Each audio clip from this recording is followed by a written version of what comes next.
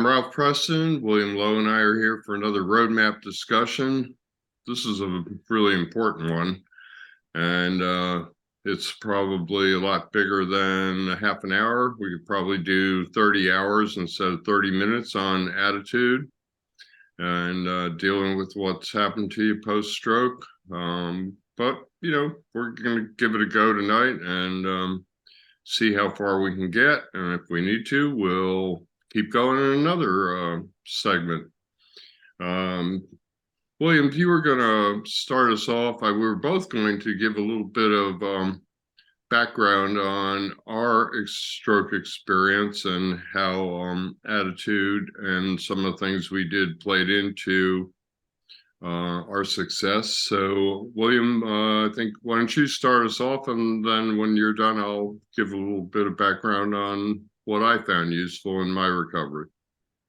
Yeah, sure thing. So when it comes to my own recovery after stroke, and I guess the lessons I've learned throughout the years, both in my own journey as well as exchanging notes with other stroke survivors, I would say that attitude played a pretty big role in what was able in what allowed me to get to where I am today.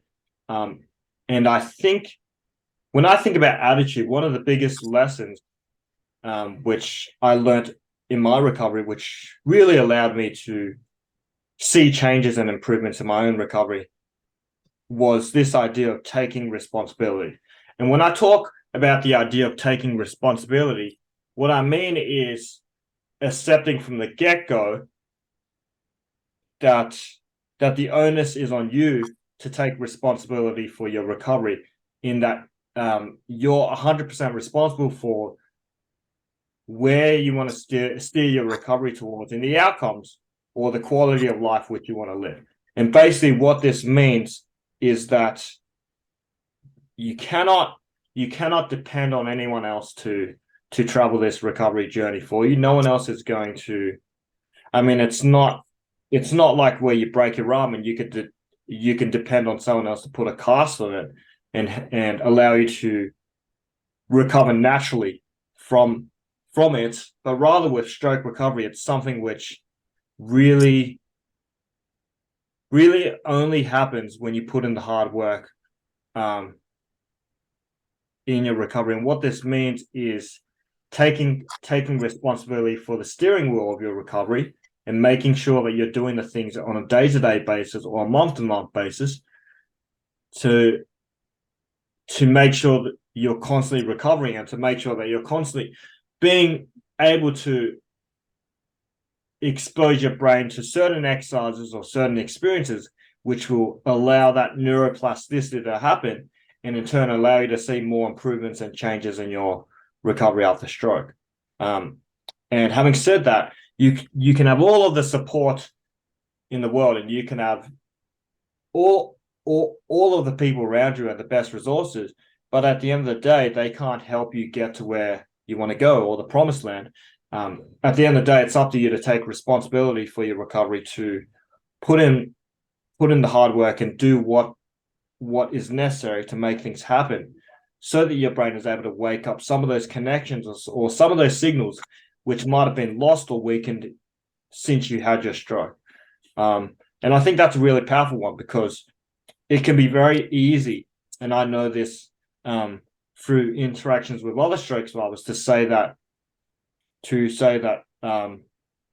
because a stroke wasn't, because you didn't cause a stroke, or because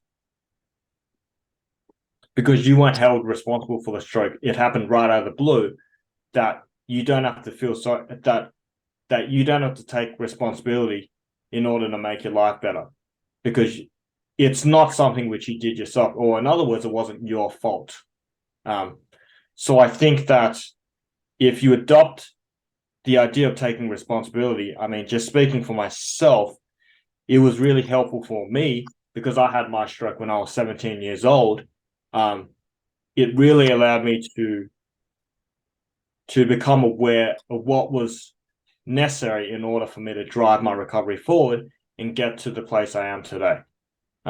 So that's basically the first point I wanted to cover.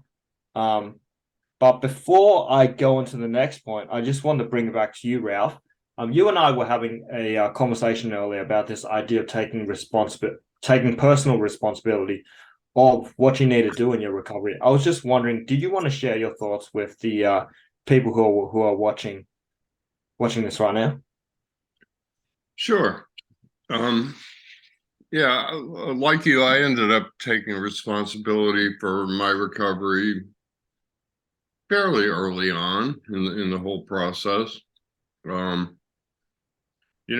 guess I looked at it like, nothing's going to change. You may as well get on with it. And, you have to play the cards you're dealt in life, and it doesn't do any good to sit there and complain about what your hand looks like.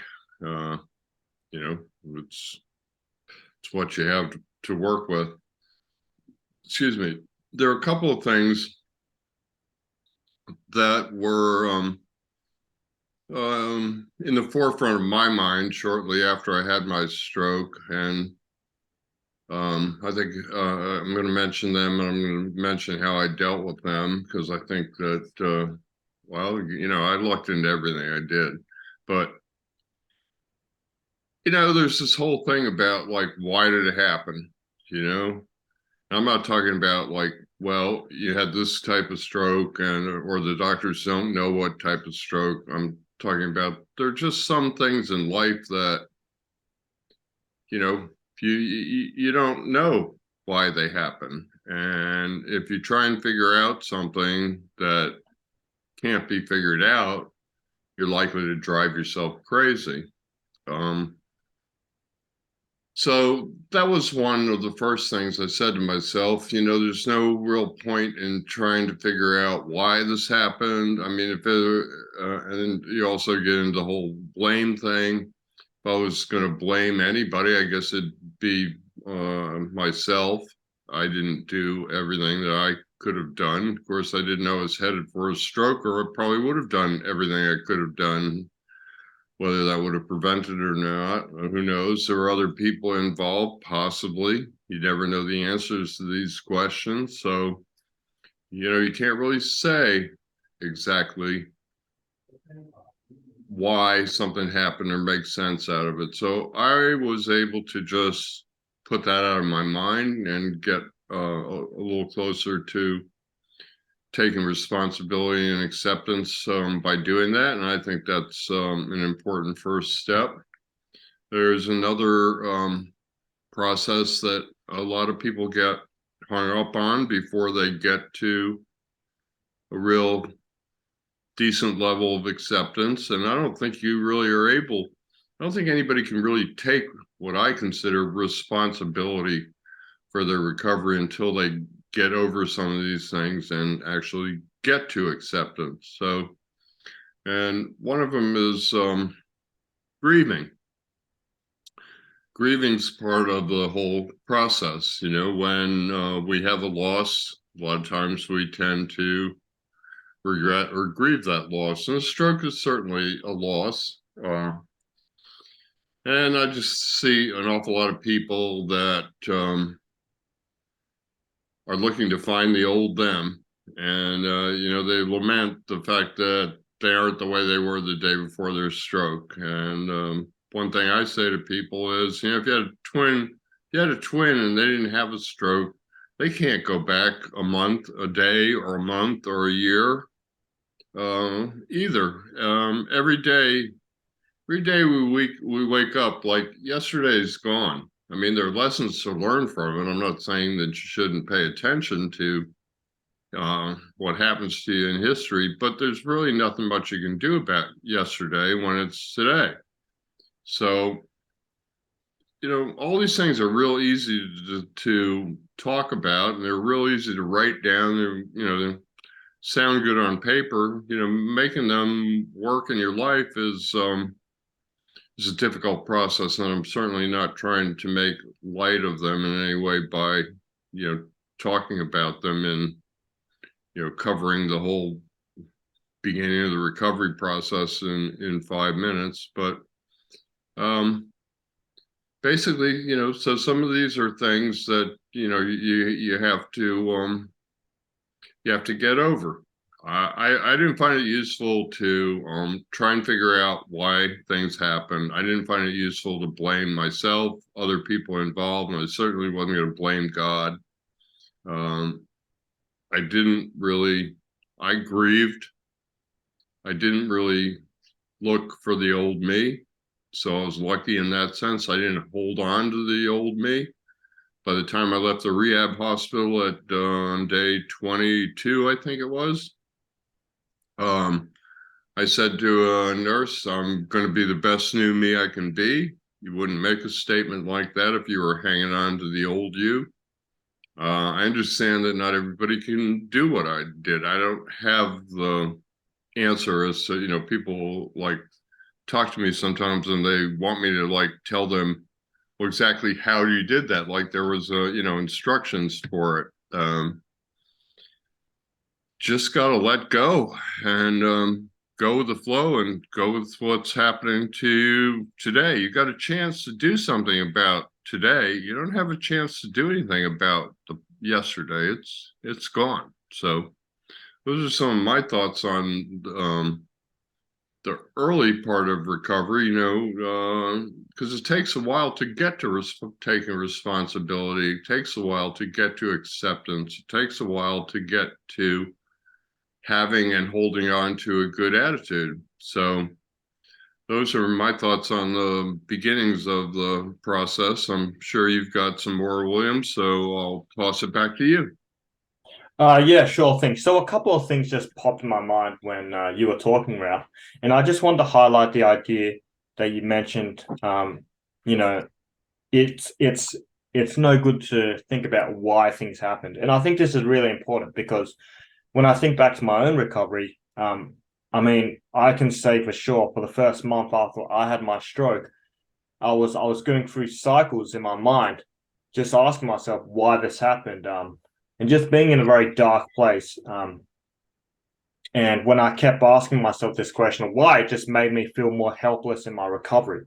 And it was only when I made a breakthrough in my recovery, and I saw improvements happen right in front of my eyes. For example, maybe I moved my leg a certain way or I did an exercise differently compared to how the therapist taught me. That was when I realized that, recovery after stroke was actually real. And that's because Ralph and I, we both had our strokes during a time when the idea of neuroplasticity wasn't very popular. And a lot of scientists believed that after a stroke or after a brain injury, you couldn't recover and the brain couldn't regain brain cells.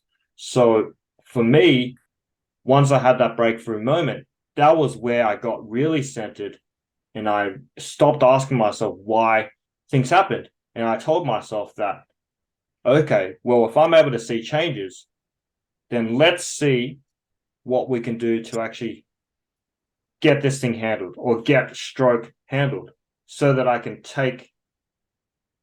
know what I need to take responsibility of. So so I can finally take responsibility of my own life like I used to before my stroke. And I think that was a really big milestone for myself.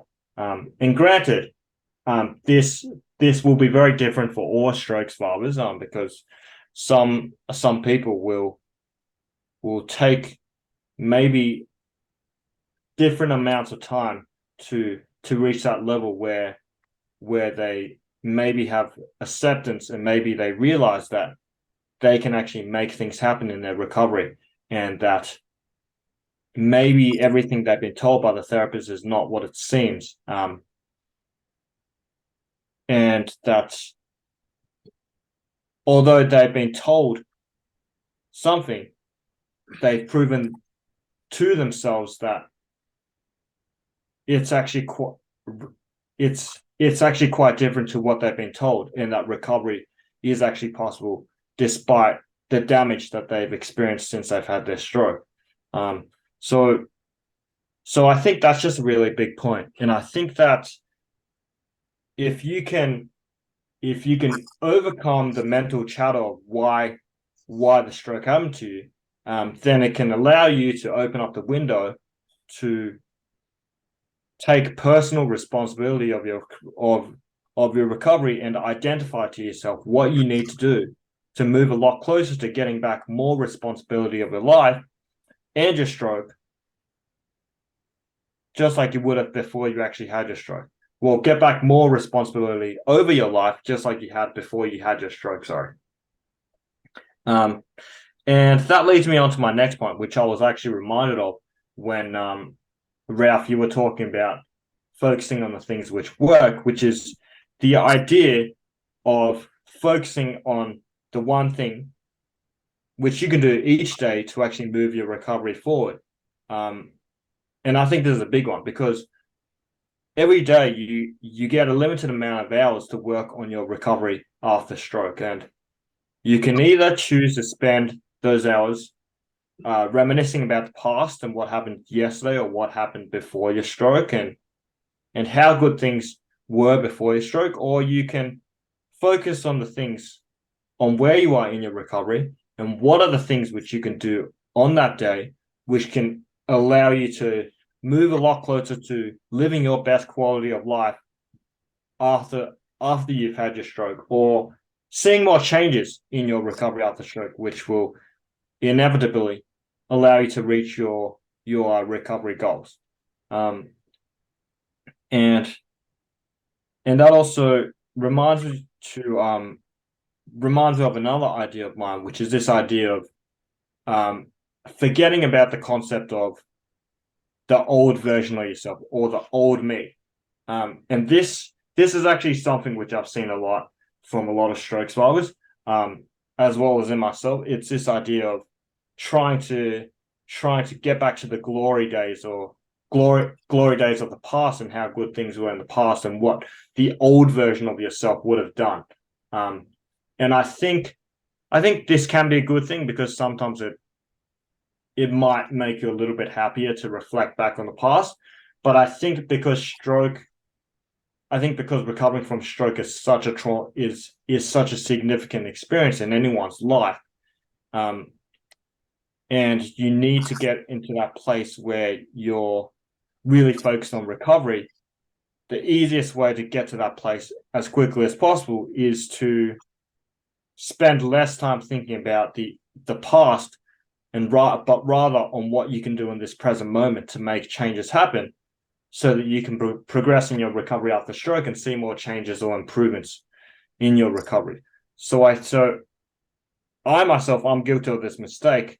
I know for a fact for the first few months of my recovery, I was thinking about what the old me would have done or how good things were when I was the old me before my stroke.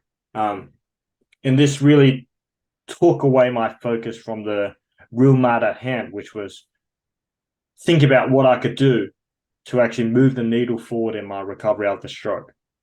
So I think that in essence, I think that when it comes to recovery after stroke and the attitude, I think it's essential to have a almost laser focus on what you want to achieve in your recovery after stroke.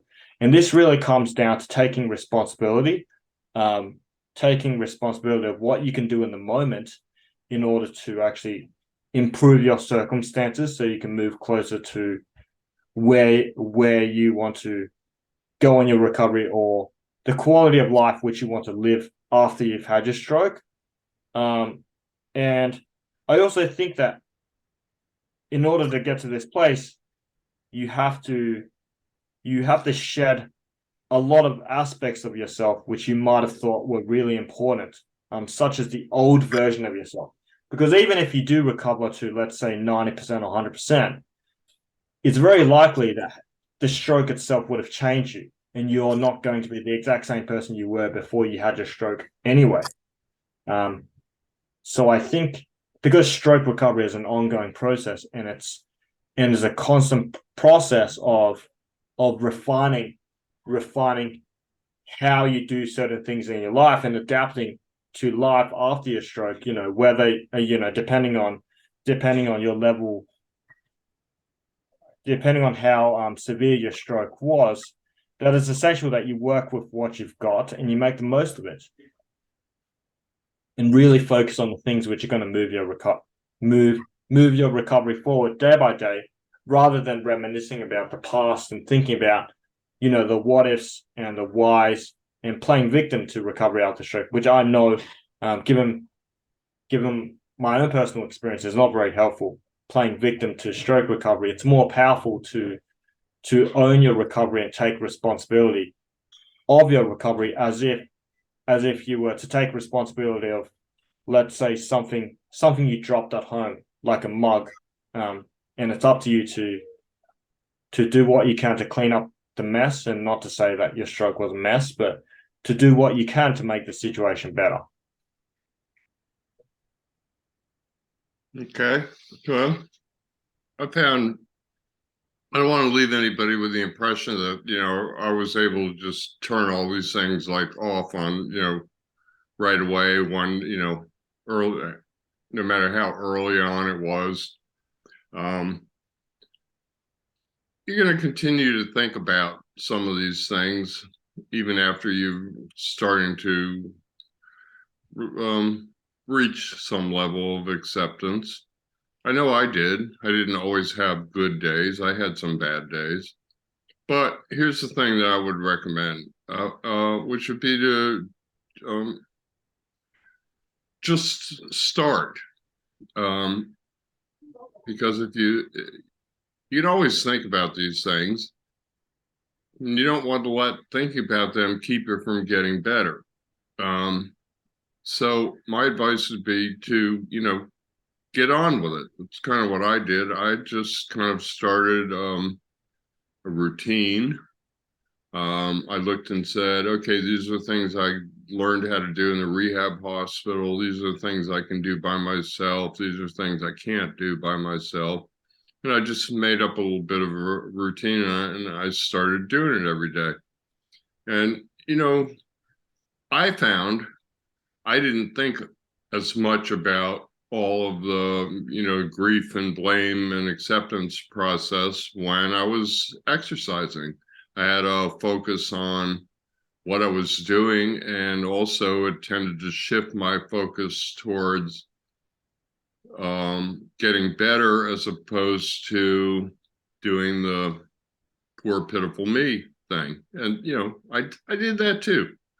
I don't want to sit here and think, by laying out a roadmap, if you will, as to how we did this or what works. I don't want anybody to think that, either William or I didn't have bumps in the road, because certainly we did. That's a part of stroke recovery. But if you get going with a routine, you can start to create some momentum. Once you start to create some momentum, then you don't tend to question things as much. I didn't. Once I got going, and part of momentum, like what you said, William, is seeing some positive results. Once you start seeing some positive results, you start to get this feeling, okay, well, maybe if I focus on this, I can get better. And maybe the more I focus on this, the faster I'll get better. That's pretty motivating, was for me anyway, because I wanted to get better. So I believe things either spiral up or spiral down. I've just described the spiraling up thing. I found that once I got some momentum going, I didn't question in the morning, I didn't go, oh, I don't really feel like doing this. And frankly, when I didn't feel like doing it, I just told myself, do it anyway. It's kind of like running. Whenever you run, I don't know, whenever I used to run, because I don't do it very well now, the first half mile or so, my little brain would would say things to me like, well, why are you doing this? Stop doing this. And it's real easy to do that after stroke recovery. And I found that once I got a routine, got some momentum going, that I did that less, because I'm a big believer that success builds on success. Success is motivating. Probably heard me say this 10 times, if once.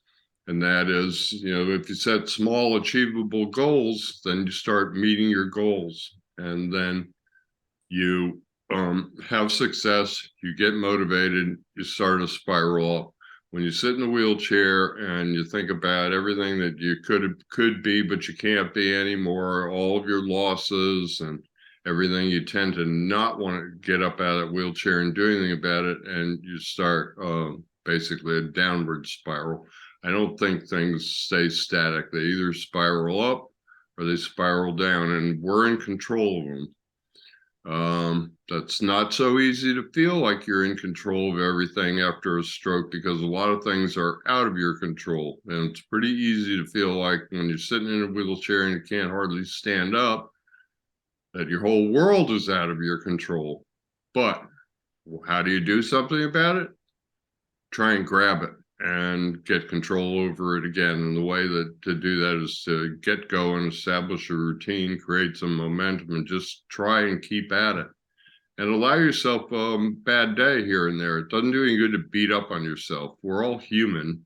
You're not going to be able to do this 365 days in a row. If you do, let me know what the secret is, because I worked pretty hard at having a good attitude, and I didn't always. So I've talked for a little while, William. I'm sure you got, I know there's more, because like I said, we could talk about this for 30 hours, not 30 minutes. So yeah, sure. I mean, I just want to underline and really highlight what you said, Ralph, about the idea of having a routine. I think this is paramount. I think this is paramount when it comes to attitude and recovery after stroke, because there's a reason why a lot of people make the most improvements when they're at the rehab hospital. And this is mainly because they've got a set routine and they've got someone there who's keeping them accountable to help them get results in their recovery. Whether this be being able to walk with the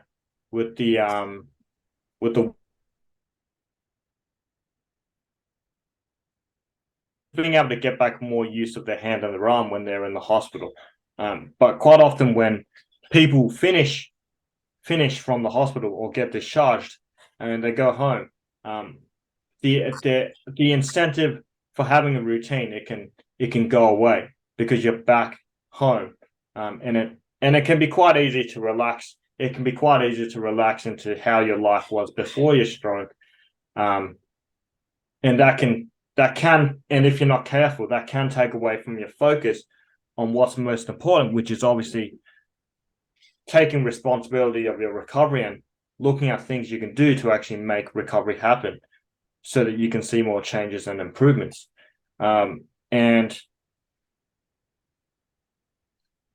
so I think that's really important for obvious reasons, because having a routine allows you to work on the things which you can control. And like Ralph said, there are some things in stroke recovery which you can't control.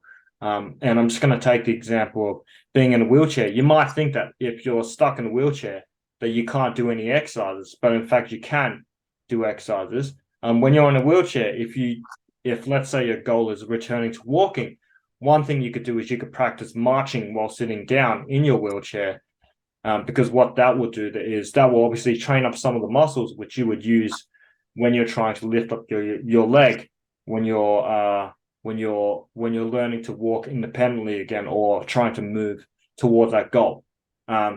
So I think that's really important. Working on the things which you can control, because if you focus on the things which you can control on a day-to-day basis, one, you're going to pick up that momentum of recovery very quickly, and it's going to be a lot easier to motivate and convince yourself that, you know, recovery is worth it, and everything you put in is going to obviously allow you to live a better life. And it's also going to be a lot easier to spot when you make improvements, because if you've been doing a routine for too long, let's say if you've been doing the same exercise for years on end, you might notice that there's no improvements at all. And that means that something about your routine needs to be changed, or something about the exercises you're doing needs to be changed.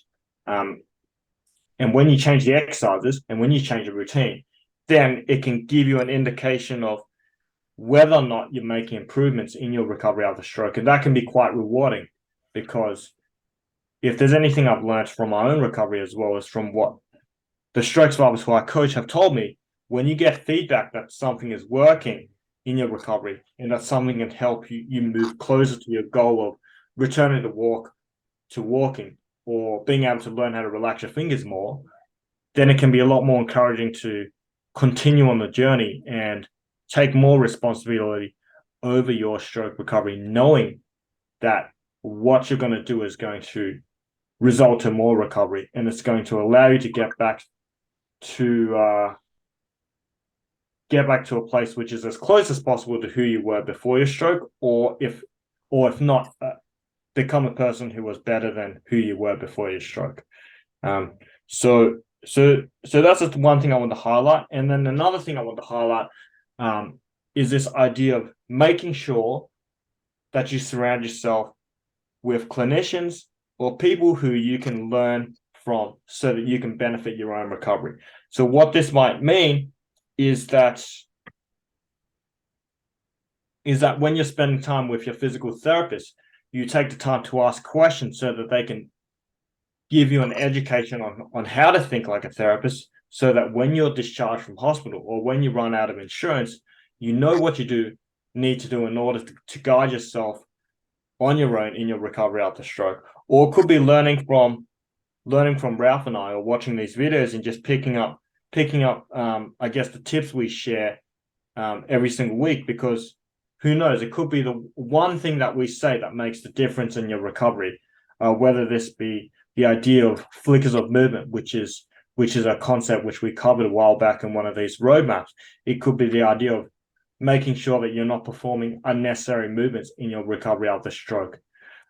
It could be one of these concepts which Ralph and I cover every single week in our roadmaps, which could lead to you having a big breakthrough in your recovery after stroke, and allowing you to get a lot closer to living your best quality of life after you've had your stroke and reaching your recovery goals. So that's pretty much all I have. And I just want to pass it back to you, Ralph. Did you have any last thoughts on anything I shared just then, or anything else you want to add? Yeah, I've got a last thought. And there's a whole bunch more we haven't covered, so maybe we should do a part 2 of this. But we've been going for at least a half an hour now. And you were talking just now. I thought of this before you said it, but you just said maybe there's something that we say that could be important or key to you turning around your attitude or your recovery. And that would be to me, that would be the concept of coming up with taking enough responsibility and getting to enough acceptance that when you get sent home from the rehab hospital, or that's a time when the onus shifts to you, where you have to figure out what you're going to do to get better. It's no longer being scheduled for you at the rehab hospital. You no longer have a therapist on a daily basis. This could be like before you get into outpatient. It could happen again when you get released from outpatient. But at those couple of, especially the first transition when you go home, I say try and establish a routine. Try and get something going, because that's going to be key. It's going to be the thing that'll keep you from sitting around questioning everything so much. And I didn't find any of that did me a whole lot of good. It mostly caused me angst. And so I try to do as little as possible. And so my closing thing would be, find enough acceptance and responsibility to start your own program and routine. I mean, that's basically what these roadmaps are all about. So that's it for me. I mean, we didn't cover things like, positive affirmations, believing in yourself, depression, visualize, make it happen. What do you do when you get stuck? There's plenty more. If we want to, we can do a second one of these, but we certainly covered the beginnings of this transition. So that's all I've got on up to this point in the process anyway. So I guess I should thank you, William, and tell everybody that we will see them next time. If you have any ideas on things that you would like to hear us talk about, or any specific questions, right down below this video.